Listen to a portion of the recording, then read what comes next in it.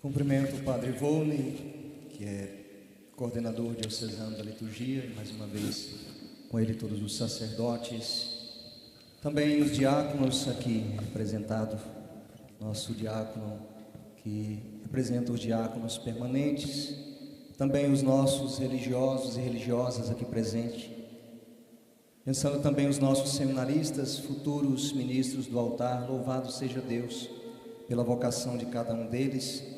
Você leigo, consagrado ou não, das mais diversas foranias, das mais diversas realidades, que se faz presente neste tempo de graça, num renovo de esperança dentro do ano jubilar. Sejamos todos bem-vindos, vivendo assim esta experiência de conhecer mais a liturgia, e como dizia Santo Agostinho, quanto mais se conhece, mais se ama. Era para o bispo estar aqui celebrando essa missa de encerramento, mas ele nos enviou. Poderei dizer, quando terminar a missa: estive entre vós com temores e tremores, mas Deus conduz a todos e nos permite falar com vocês umas breves palavras. Quero trabalhar esta homilia em 3 pontos, 3 palavras. A primeira palavra, a palavra amor. A segunda palavra, que é uma palavra composta, que é o Espírito Santo. E a terceira palavra, que é a paz. Encontrei estas 3 palavras dentro do Evangelho. E pensar então, primeiro ponto, o amor, porque nós estamos vivenciando ao longo dos últimos dias esta palavra de João, capítulo 14, capítulo 15. Como o Pai me amou, também eu vos amei. Permanecei no meu amor. Permanecer em quê? No amor, amar uns aos outros. Essa dinâmica do amor, e aí nós trazemos a origem, porque o amor não nasceu com o ser humano, ele tem origem em Deus.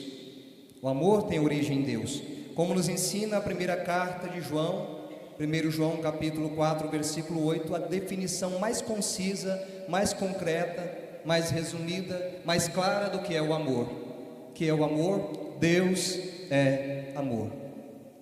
Essa é a definição que nós recordamos então da primeira carta de João. E antes que houvesse qualquer criatura, já existia amor entre o Pai, o Filho e o Espírito Santo. O amor não é algo que Deus tem, mas o que Deus é. Deus é amor. Ao criar, Deus comunica esse amor. Ao redimir, Ele o leva ao extremo. Como disse Jesus, ninguém tem maior amor do que aquele que dá a vida pelos seus amigos. E vós sois os meus amigos, se fizerdes o que eu vos mando. E o que Ele nos manda? Como o Pai me amou, também eu vos amei. Permanecei no meu amor. Permanecer no amor de Deus.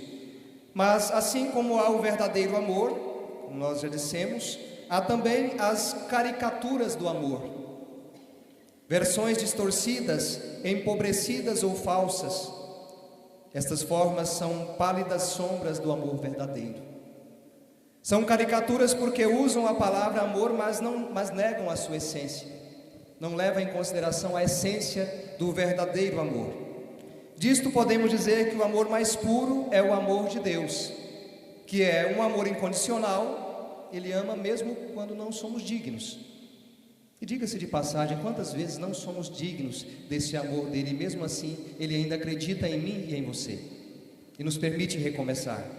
Um amor fiel, que não muda e nem abandona, mesmo que às vezes o rejeitemos, mas Ele ainda vai lá, no fosso mais fundo, para nos resgatar. Um amor gratuito, que não espera nada em troca. Um amor sacrificial, Ele vai até a cruz por amor de nós.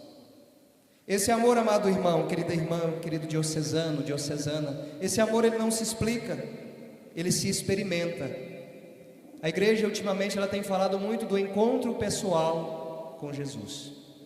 Você fez o seu encontro pessoal com Jesus? Com certeza sim. Por isso você está aqui. E assim nós precisamos levar esse amor a quem não o experimentou ainda. Está no dom da criação, da salvação e da presença de Deus em nossa vida, como nos diz Paulo. O amor de Deus foi derramado em nossos corações pelo Espírito Santo que nos foi dado. e esse amor gera esperança em nós. Hoje nós temos vivido um mundo que tem perdido a esperança, e o Papa dizia de modo bem claro, o Papa Francisco, o saudoso Papa Francisco, na bula de instituição do jubileu: o mundo tem perdido a esperança. Por isso, o tema da esperança, para que nós possamos reavivar a chama da esperança em nossos corações, reavivar a chama da esperança nas nossas liturgias, vivendo essa experiência de Deus lá em nossas paróquias, em nossas comunidades, desde as mais simples capelinhas até a nossa Catedral do Imaculado Coração de Maria. Amar, está aí o verbo então, no infinitivo. Se alguém me ama, guardará a minha palavra, como está dito no Evangelho. Amar a Cristo é mais do que sentir algo por Ele. Quando participava da Jornada Mundial da Juventude em 2011, lá em Madrid, o cardeal Rouco Varela, ele dizia que Jesus não precisa de admiradores. Eu admiro Jesus, mas ele precisa de seguidores que estejam capazes de reproduzir na vida, nas nossas liturgias, aquilo que ele nos ensinou. Amar é guardar sua palavra, como o texto do Evangelho nos diz. É viver aquilo que ele nos ensinou. Não é apenas lembrar, mas perpetuar a sua memória entre nós, através da liturgia bem celebrada e vivida. A liturgia é o lugar onde a memória do Senhor se faz presente de modo vivo e eficaz. Com certeza ouviram isso ao longo deste dia. E é nela que o amor por Cristo se traduz em gestos, palavras e atitudes. Por isso, amado irmão, querida irmã, é tão importante celebrar bem. A liturgia não é uma peça, não é um evento humano, mas é um memorial da nossa salvação. É a única forma de verdadeiramente amar a Cristo, levar a sério o que Ele nos ensinou e deixar que isso tome carne em nossas celebrações e também em nossa vida. Pois bem, temos aí a primeira palavra, o amor. Se alguém me ama, guarda a minha palavra, obedece a minha palavra, segue a minha palavra. Temos a segunda palavra então, uma palavra composta, que é a segunda pessoa da Santíssima Trindade, ou melhor, a terceira pessoa da Santíssima Trindade, o Espírito Santo. O Espírito Santo vos recordará todas as coisas e vos recordará tudo o que eu vos disse. Porque cá entre nós, amado irmão, querida irmã, se não é o Espírito Santo em nós, nós não somos capazes de dizer Jesus é o Senhor. E a mesma palavra diz, na ação do Espírito Santo, podemos dizer Jesus é o Senhor, todo joelho se dobre no céu, na terra e nos infernos, e toda língua proclame para a glória de Deus Pai, Jesus Cristo é o Senhor. Esse Espírito Santo. Guardar a palavra não é tarefa humana, é o Espírito Santo quem recorda, ensina e mantém viva a fé da igreja. Sem ele a liturgia perderia o seu rumo. Sem ele a liturgia perderia o seu centro. A palavra perderia a sua força e a igreja perderia a sua direção.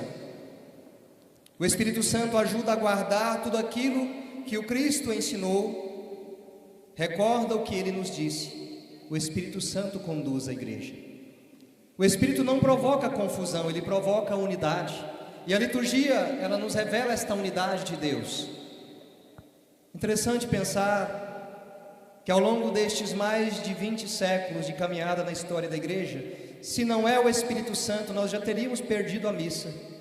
Cada padre com a sua forma de pensar, cada um com o seu modo de agir, mas fazendo e repetindo aquilo que o Cristo fez, nós guardamos este memorial sagrado de sempre. O conclave recentemente nos mostrou claramente isso.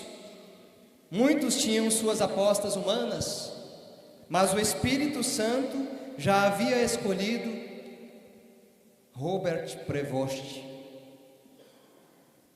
um americano, um país que nunca tinha dado um papa para a igreja, e Leão XIV é chamado para dar continuidade ao que começou lá em Pedro. Pedro hoje é leão, temos um leão para cuidar de nós, Leão XIV.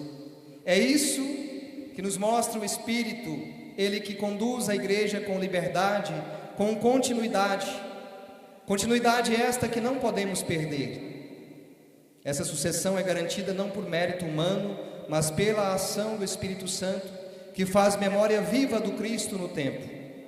Por isso a liturgia existe, ou melhor, para isto a liturgia existe. Para que, repetindo os gestos de Cristo, de modo ritual, possamos guardar os seus ensinamentos.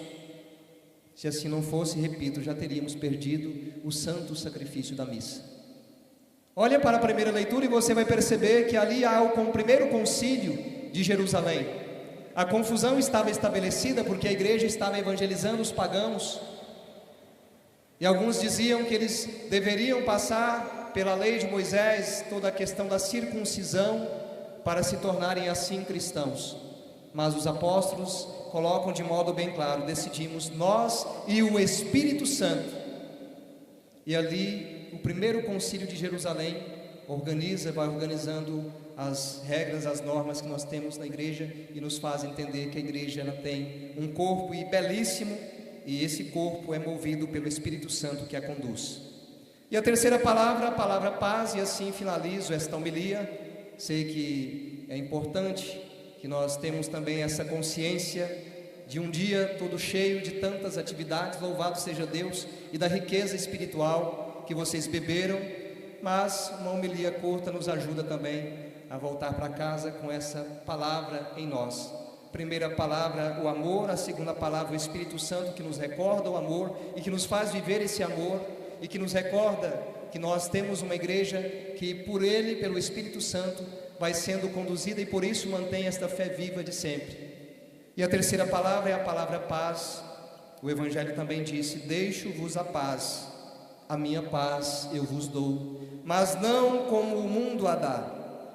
João capítulo 14, versículo 27.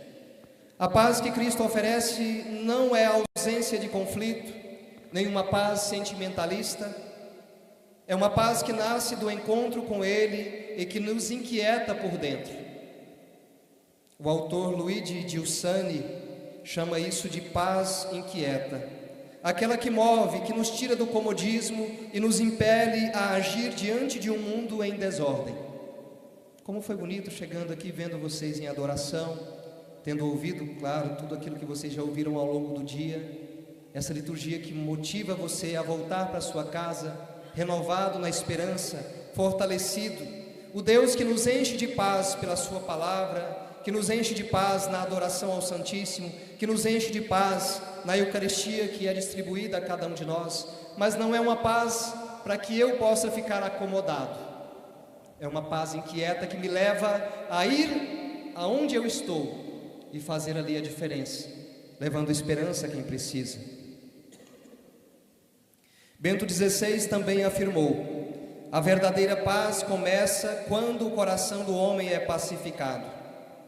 E a liturgia nos oferece esta paz interior, mas jamais nos acomoda, como canta aquela canção: comungar é tornar-se perigo, viemos para incomodar. Sim, incomodar o mundo com a luz da esperança, com a força da caridade, com a coragem dos profetas. Ao encerrarmos este congresso diocesano de liturgia, dentro do ano jubilar da esperança, somos convocados a amar a liturgia como espaço de encontro e memória viva do Cristo. Pedir o Espírito Santo, aí a segunda palavra, para guardar e viver com fidelidade aquilo que celebramos. E por fim, levar a paz, aquela que recebemos ao comungar Cristo, as realidades desfiguradas pelo pecado e pela desesperança.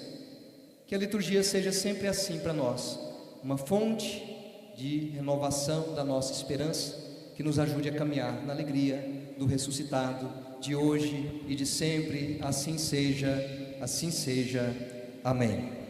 Amém. Creio em Deus Pai Todo-Poderoso, Criador do céu e da terra, e em Jesus Cristo, seu único Filho, nosso Senhor, que foi concebido pelo poder do Espírito Santo, nasceu da Virgem Maria, padeceu sob Pôncio Pilatos, foi crucificado, morto e sepultado, desceu à mansão dos mortos, ressuscitou ao terceiro dia, subiu aos céus, está sentado à direita de Deus Pai Todo-Poderoso, de onde há de vir julgar os vivos e os mortos. Creio no Espírito Santo, na comunhão dos santos, na remissão dos pecados, na ressurreição da carne, na vida eterna. Amém. Irmãos e irmãs, Cristo Jesus, o ressuscitado, nos convida a tocar com fé em suas chagas gloriosas, sinal eloquente do amor de Deus por nós.